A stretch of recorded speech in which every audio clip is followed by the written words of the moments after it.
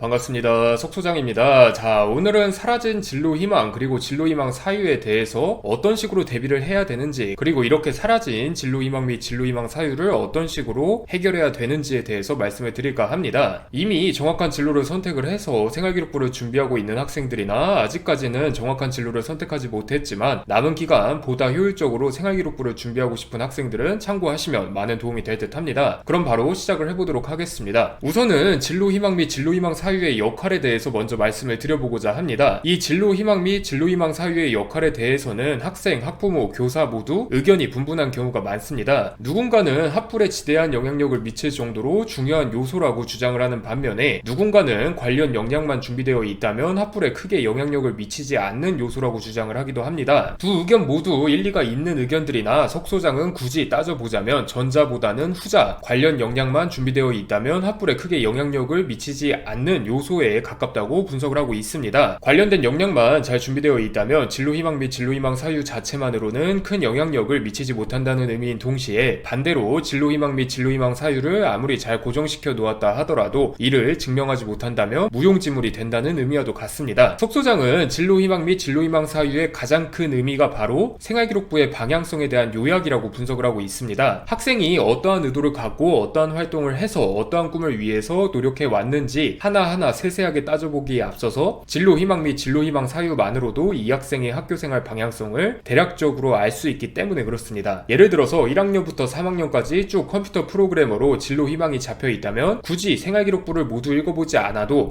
이 학생은 컴퓨터 관련 활동들이 많겠구나, 그러면 컴퓨터 프로그래머에게 필요한 역량을 잘 갖추고 있는지를 중심적으로 평가해야겠다의 흐름으로 흘러간다고 여러분들께서 이해를 하시면 됩니다. 반대로 3년 내내 한 가지 진로희망을 잡아 놓았는데 관련 활동들이 중구난방이라면 이 학생은 왜 꿈이 일정한데 방향성이 이렇게 애매모호하지? 특별한 이유가 있나? 자기소개서를 읽어봐야겠다. 자기소개서를 읽어보니까 이러한 이유가 있네. 이런저런 활동한 것들이 충분히 납득이 되네의 흐름으로 흘러가는 것입니다. 여기서 학불의 핵심이 되는 것은 바로 진로희망 및 진로희망 사유에 적합한 역량을 갖고 있는지의 여부입니다. 예시로 들어드린 두 가지 사례 중 진로희망 방향성과 비교과 방향성이 일치하지 않는 경우에서 자기소개서의 방향성조차 애매하다면, 관련 비교과 역량의 당위성조차 증명이 되지 않는다면 얘는 대체 우리 학과 왜 지원한 거지? 혹은 이거 우리 학과 입결 낮아서 썼네의 흐름으로 직행을 하게 됩니다. 이처럼 여러분들께서는 진로희망 및 진로희망 사유가 전체적인 방향성을 상징하는 상징적인 요소일 뿐 실질적인 학불은 관련 역량으로 결정된다는 점을 꼭 기억을 해주셔야만 합니다. 아무튼 이러한 관점에서 진로희망 및 진로희망 사유를 대입에 반영하지 않는 올해 2022학년도의 변화를 해석을 해보면 생활기록부의 나침반이 사라졌다라는 한 문장으로 요약을 할 수가 있습니다. 이전까지는 입학사정관이 나침반을 보고 대략적으로라도 생활기록부가 어떠한 방향으로 흘러갈지를 쉽게 알 수가 있었다면, 진로희망 및 진로희망 사유가 반영되지 않는 올해부터는 이 대략적인 방향성 자체를 입학사정관이 직접 찾아내야만 합니다. 그렇기 때문에 올해 입시에서 학부를 결정짓는 요소는 바로 방향을 나타내는 이정표들이 얼마나 눈에 띄게 녹아있는지와 더불어서 이 이정표들이 얼마나 정확한지가 될 가능성이 아주 높다는 점을 여러분들께서 가장 먼저 인지를 해주시면 될 듯 합니다. 그러면 첫 번째로 방향을 나타내는 이정표들이 얼마나 눈에 띄게 녹아 있는지에 대한 부분입니다. 대입 공정성 제고 등으로 인해서 생활기록부 기재 및 대입 반영 평가 요소들이 눈에 띄게 축소되면서 사실상 평가에 활용할 만한 지표들도 굉장히 한정적으로 변했습니다. 올해 고등학교 3학년 학생들을 기준으로는 학기당 한 건인 수상 경력, 500자의 자율활동 그리고 동아리활동, 700자의 진로활동, 500자의 행동특성 및 종합의견, 3년간의 독서 상황, 그리고 마지막으로 과목별 세특이 평가 요소의 전부라고 할 수가 있습니다. 전체적인 생활기록부의 양 자체에 상한선이 생긴 상황이기 때문에 생활기록부의 양에 연연하며 이곳저곳에 어정쩡하게 어필하기보다는 7가지 평가 요소를 4가지와 3가지로 나누어서 접근하는 방식이 훨씬 낫다고 여러분들에게 말씀을 드리고 싶습니다. 입학사정관 입장에서는 아무래도 방향성을 빨리 알수록, 그리고 이런 이정표들이 쉽게 눈에 띌수록 평가하기가 더 용이하기 때문에 그렇습니다. 여러분들의 이해를 돕기 위해서 농업 데이터 전문가를 꿈꾸고 있는 학생을 예시로 들어드리겠습니다. 우선 이 학생의 생활기록부 7가지 요소 중에서 4가지 요소는 일반적인 농업의 메커니즘 및 현재 농업의 발전 현황과 더불어서 농업 분야에서 데이터를 어떻게 활용하고 있는지에 대해 탐구해본 경험을 중심으로 구성을 해야만 합니다. 식물의 종류별로 어떠한 제초제와 영양제가 효과적인지부터 시작을 해서 미국과 같은 대규모 농경지에서 빅데이터 및 인공지능을 활용해서 어떻게 제초제와 영양제의 낭비를 줄이고 있는지, 그리고 이런 데이터 모델링 작업에서 중요하게 여겨지는 변수들은 어떻게 처리하는지 등을 탐구해보는 경험이 바로 희망탐구 분야 관련 관련 역량이라고 할 수가 있습니다. 데이터 전문가라는 포괄적인 직업보다는 데이터 처리를 활용해서 학생이 이루고자 하는 목표의 방향성을 상징하는 것이 희망탐구 분야 관련 역량의 본질인 동시에 입학사정관들이 직접적으로 알아보기 쉬운 다른 지원자들과는 차별화되는 큼지막한 이정표라고 여러분들이 이해를 하시면 될 듯 합니다. 그리고 이 4가지 요소와는 반대로 나머지 3가지 요소는 데이터 자체가 사회나 과학기술 발전에 미치는 영향력 등 빅데이터 전반에 대한 호기심을 해소해 나가는 과정에서 형성되는 역량을 어필해야만 합니다. 엄밀히 말하면 농업 데이터 관련 분야가 아니라 포괄적인 데이터 분야를 다루는 것이기 때문에 아까 위에서 말씀드렸던 희망탐구 분야 관련 역량이라고 표현하기에는 애매하지만 수많은 데이터들을 다루어야 하는 데이터 전문가라는 직종에 있어서는 꼭 필요한 역량들이라고 할 수가 있습니다. 해당 직업을 통해서 확실히 이루고자 하는 목표와 관련된 역량이 희망탐구 분야 관련 역량이라면 해당 직업을 얻기 위해서 필요한 기초적이면서도 포괄적인 역량이 바로 희망 직종 관련 역량의 정체성이라고 받아들이시면 됩니다. 이런 식으로 생활기록부가 구성되었을 때 평가자인 입학사정관 입장에서는 이런 이정표들을 몰라보려야 몰라볼 수가 없습니다. 4가지 요소에 어필되어 있는 농업 데이터 전문가로서의 관심 분야 탐구 역량이 확실하게 이목을 끌고 3가지 요소에 어필되어 있는 빅데이터 전문가로서의 기초 역량 조합이 전체적인 방향성을 알려주기 때문에 그렇습니다. 이를 증명할 수 있는 적절한 성적만 전제가 된다면, 그리고 자기소개서를 통해서 농업에 관심을 갖게 된 이유 및 이런 관심 분야를 통해서 자신이 이루고자 하는 최종적인 목표만 잘 어필이 된다면 표현 그대로 합격하는 생활기록부가 완성되는 것이고요. 이 글을 보고 계시는 학생 및 학부모님들께서는 어정쩡하게 이곳저곳에서 강조하는 방식보다는 7가지 요소의 역할을 나누어서 선택과 집중을 하는 방식이 입학사정관 입장에서는 훨씬 방향성을 잡기가 편하다는 점을 꼭 기억을 해주셔야만 합니다. 대부분의 학생들이 나머지 3가지 요소에만 어필해도 충분한 기초적이면서도 포괄적인 희망 직종 관련 역량만으로 생활기록부를 쭉쭉 채워나가는 것이 사실이기 때문에 석 소장이 말씀드린 해당 방법을 잘 활용하면 할수록 차별화가 이루어진다는 점 역시 함께 기억을 해주시면 될 듯 합니다. 그 다음은 2번째로 이 이정표들이 얼마나 정확한지에 대한 부분입니다. 아무리 눈에 띄는 삐까뻔쩍한 이정표가 크게 걸려있다고 하더라도 이 이정표가 가리키는 방향이 목적지의 방향성과 다르다면 아무런 의미가 없습니다. 의사를 꿈꾸고 있는데 공중보건과는 상관없는 사회탐구 역량을 강조한다거나 컴퓨터 프로그래머를 꿈꾸고 있는데 코딩 및 프로그래밍 기획과는 상관없는 공감 능력을 강조한다거나 등등이 모두 이러한 사례에 속합니다. 최우수, 학년부장의 추천 등등 생활기록부에 여러가지 화려한 이정표들이 잘 녹아있다 하더라도 이 이정표들이 가리키는 방향이 제각각이라면 평가자인 입학사정관 입장에서는 당연히 혼란에 빠질 수밖에 없습니다. 예년 같았으면 진로희망 보고 대략적으로 이런 쪽 관련 역량이니까 엮어서 평가를 해야겠다라고 감이라도 잡히지만 올해부터 입학사정관은 대략적인 방향도 모른 채 하나하나 길을 찾아가야 하는 입장이기 때문에 그렇습니다. 그렇다면 이 이정표의 방향을 정확히 맞추기 위해서는 어떻게 해야 하냐? 해답은 간단합니다. 바로 위에서 말씀드린 희망탐구 분야 관련 역량을 카테고리화해서 구분을 하는 방법입니다. 위에서 말씀드렸던 농업 데이터 전문가를 꿈꾸고 있는 학생을 예로 들자면 농업과 데이터라는 카테고리로 나눌 수 있습니다. 농업에 대한 지식을 여러모로 탐구할수록, 그리고 데이터에 대한 전공 지식을 많이 탐구할수록 이정표는 농업 데이터 전문가라는 하나의 방향으로 나아가게 되는 형식입니다. 여기에다가 농작물의 종류와 환경에 따른 제초제 및 영양제의 소모량을 조사를 해보고 이를 토대로 함수를 만들어서 간단한 프로그래밍을 기획을 해본다면 어떠한 이정표들보다 이 지원자의 특이성, 차별성을 어필할 수 있는 확실한 이정표가 완성된다고 여러분들이 이해를 하시면 됩니다. 어정쩡하게 데이터 전문가 관련 역량들만 주르륵 늘어놓고 자기소개서 말미에 농업에 대한 관심도를 살짝 어필하는 것보다는 카테고리별로 4대6 혹은 5대5 정도의 비율을 지키면서 나아가는 것이 훨씬 긍정적인 결과를 이끌어낼 가능성이 높다는 점을 여러분들께서는 꼭 명심을 해주시길 바랍니다. 추가적으로 이런 식으로 카테고리를 만들 때 여러분들께서 기억하셔야 되는 점이 하나가 더 있습니다. 바로 직업이 아니라 문제에 집중해야 한다는 점입니다. 데이터 전문가를 꿈꾼답시고 데이터 관련 역량만 주르륵 채워 넣어봤자 입학사정관은 아무런 특이점을 느끼지 못합니다. 데이터 분야에도 여러가지 분야들이 있고 전국의 학생들은 가지각색의 방법으로 관련 역량들을 꼭꼭 채워 넣었을 것이 분명하기 때문에 그렇습니다. 이런 흔한 이정표들보다 자신만의 정확한 이정표를 세우기 위해서는 데이터 전문가로서 어떠한 문제에 관심을 갖고 있는지, 그리고 이러한 문제를 해결하는 데 있어서 데이터 전문가로서 어떻게 기여할 수 있을지를 여러분들께서 고민을 하셔야만 합니다. 외교관이라면 수많은 국가들 중에서도 어떠한 국가들의 어떠한 문제를 어떠한 양상으로 해결을 할 것인지, 의사라면 수많은 질병들 중에서도 어떠한 질병의 탐구를 어떠한 방식으로 이어나갈 것인지 등이라고 여러분들께서 이해를 하시면 쉽습니다. 가장 중요한 점은 남들도 세울 수 있는 흔한 이정표인지의 여부임을 여러분들께서 꼭 기억을 해주시면 될 것 같습니다. 자, 그래서 석 소장이 오늘 이 사라진 진로희망에 대한 해결책을 2가지로 구분을 해서 말씀을 드렸는데, 진로 희망 및 진로 희망 사유가 없어진 상황 속에서 자기소개서의 중요성은 더더욱 높아졌다고 할 수가 있습니다. 중상위권 이하 대학들이야 내신이나 비교과의 질 차이 등으로 인해서 학부를 갈릴 가능성이 높지만, 전국의 인재들이 모두 모이는 최상위권 대학에서는 내신과 비교과의 질만으로 학부를 결정짓기가 어렵기 때문에 그렇습니다. 자기소개서가 있는 대학이라면 자기소개서를 이정표로서 어떻게 활용할 것인지를, 자기소개서가 없는 대학이라면 위에서 말씀드린 좋은 이정표의 조건을 얼마나 충족시킬 수 있을 것인지를 고민하셔야 된다는 점을 석 소장은 여러분들에게 꼭 말씀을 드리고 싶습니다. 막연한 직업보다는 구체적인 문제의식을, 단순히 문제의식만 제기하기보다는 스스로가 느낀 문제의식을 해결하기 위해서 조금이라도 도전하는 모습을 보여야 한다는 점을 여러분들께서 꼭 기억을 하시길 바라면서 오늘의 컨텐츠를 마치도록 하겠습니다. 감사합니다.